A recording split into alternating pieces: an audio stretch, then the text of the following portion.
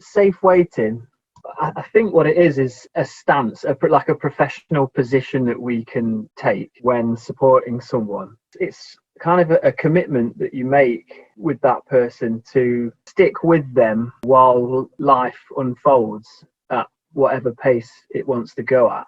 And I guess, that's waiting, and the safe element of it is we as professionals safeguard people. So although you're allowing life to unfold for this person, you are always taking into consideration their safety and dignity, and assessing that risk as well. So, and that's, the emphasis on the word safe is to show that it's not recklessness. We're not recklessly allowing people to sort of tumble into peril. It's taking that stance to allow people their own experience of suffering and hardship, really, and not intervening. Because if we reflect on our own lives, often the best opportunities to grow and build resilience have come through periods of suffering and challenge. So I think everybody's entitled to that without somebody coming in and intervening and rescuing them from that. In some cases, you will be denying them an opportunity to grow and build the exact kind of skills and strategies that we're here to help them with. When it comes to fixing, it's not clear cut. It's not black and white. We use that phrase. It depends quite a lot when you're working out whether you're actually intervening and fixing in someone's life, or whether what you're doing is necessary for that person to build independence and resilience. I think it's something that you, as an LAC, you should be constantly questioning. If you think that you've nailed it, then you're probably wrong, I guess, is the safest way to consider it. I can't remember who it was that said it, but it was from the world of psychotherapy, I think. It was a phrase along the lines of, don't speak for people because you'll steal their best lines. And I really think that that's relevant to fixing. It ties into what I was describing earlier about, not intervening and allowing people opportunities to grow. People make the biggest changes in their lives when they get to truly do it for themselves, and people can do for themselves and be supported at the same time. And I think that's the balance that local area coordinators need to find. Fixing, I guess I would define as stealing someone's best lines, doing for. This often, I think, creates dependency, and inadvertently you're supporting someone's perception of themselves as helpless. Often people present to us with a story about themselves as someone who's a victim or unable in some way or stuck. What people often do when you first meet them is they invite you to fix them, because that's the quickest solution that they think they have, which is ask for help. Potentially they've used services for a long time and they're used to explaining an issue and then having someone professional intervene and take that issue away, or apparently take the issue away. So if we accept that invite that people give to us, then we kind of go along with that. We kind of agree with them. Yes, you are helpless and I'm here to fix that.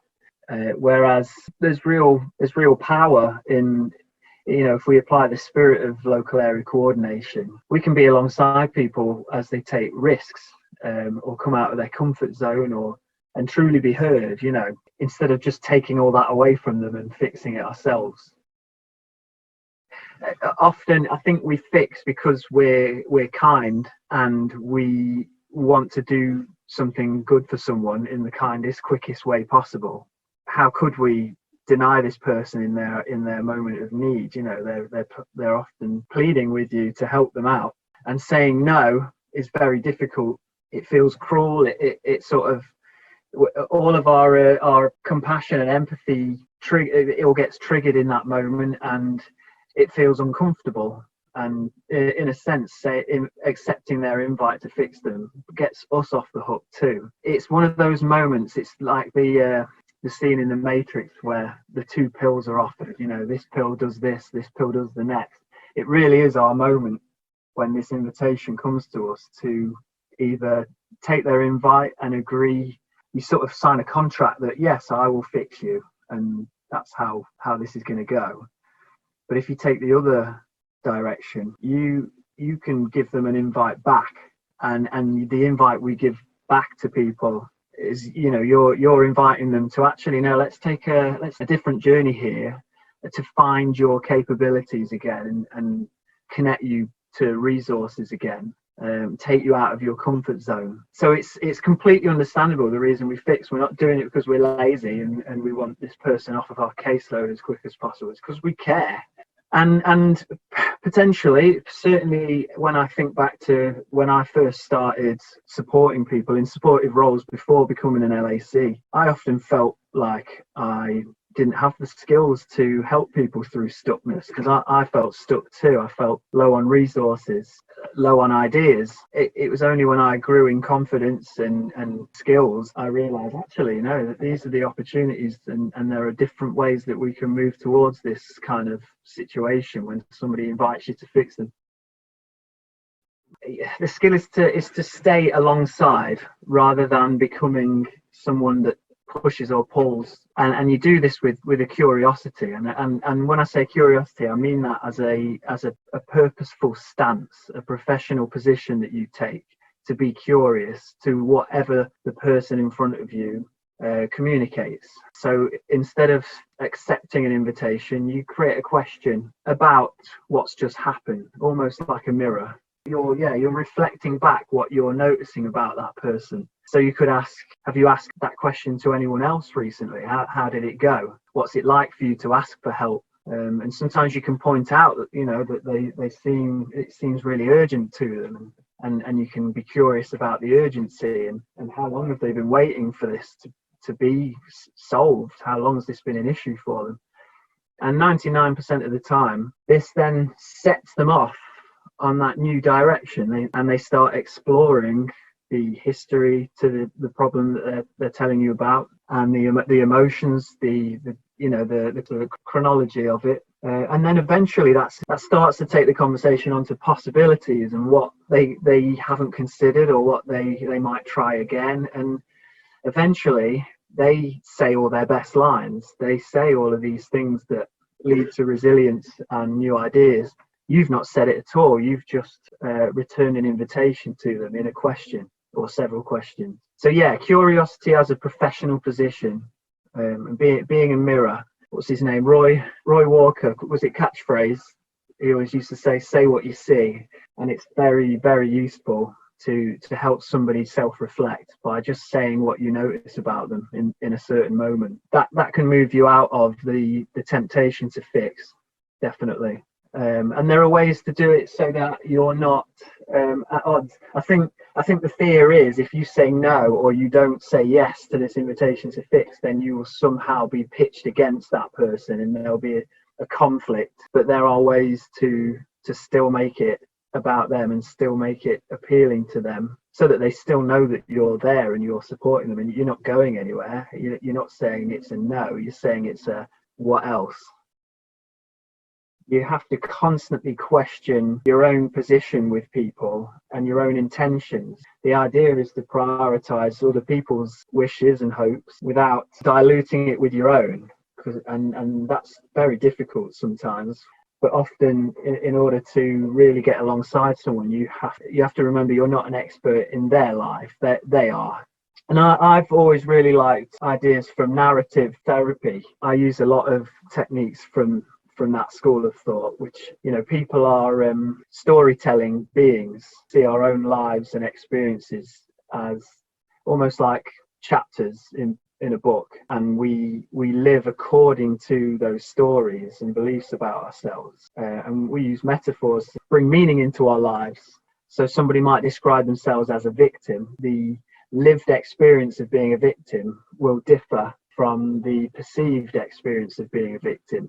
Oftentimes when you first meet someone as an LAC, along with a person's description of themselves, there's often a confusion in them as to how on earth to get out of the situation they're in. And people will often describe things as being a blur, or all happening at once, and you're not knowing where to go or how to change things. And narrative ideas can really help that. in that you can help somebody give a name to the chapter of life that they're in.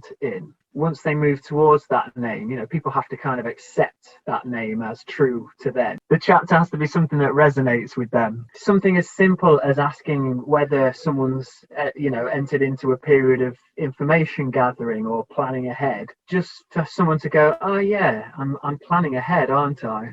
It just completely adds a simplicity to their situation again, and an objective as well, rather than being in the taking action stage or solving all my problems stage. All they've got to do is relax into the intention of gathering information. This can be transformative, because then people channel their energies into gathering information and looking for resources and doing all the things that they would otherwise be able to do if they weren't feeling so overwhelmed with things. And then you can kind of help them keep track of that, information gathering. How will they know if they can move to the next taking action stage? And they're doing it themselves. You're just helping them kind of put chapter titles on their life. So it's really, really powerful stuff. Despite all of this, but be prepared as a professional for whatever the issue or the problem, to be around for a while. You're inviting them to go on a journey here, so the destination sometimes isn't as essential as the journey. So sometimes you draw alongside the problem as well and allow it to be, and you remain with them. The power of being alongside someone as a problem persists can still be transformative. And what you often find as well with that process is that the other priorities emerge, which perhaps had to come before the priority that they've voiced to you. If somebody, often it's, I want to move house to be nearer my family or something, and that's their focus. When it's broken down, when you go slow, when you wait, safe waiting with them, you realize that there's so many other little mini priorities that need to be addressed first, and often they're the real things that really hold someone back in all areas of their life. Be brave. That's what I always tell myself. We're equipped as LACs with this incredible, it's a privilege to actually work from principles rather than towards a target. I've always detected in LAC it's more of a work from these principles rather than trying to move people towards achieving some kind of criteria and then disappearing from the system. Be brave, and because we have to, otherwise LAC will lose its identity. And if we drop that and become fixers who claim that they don't fix, then we just get swallowed up by the system around us and will disappear.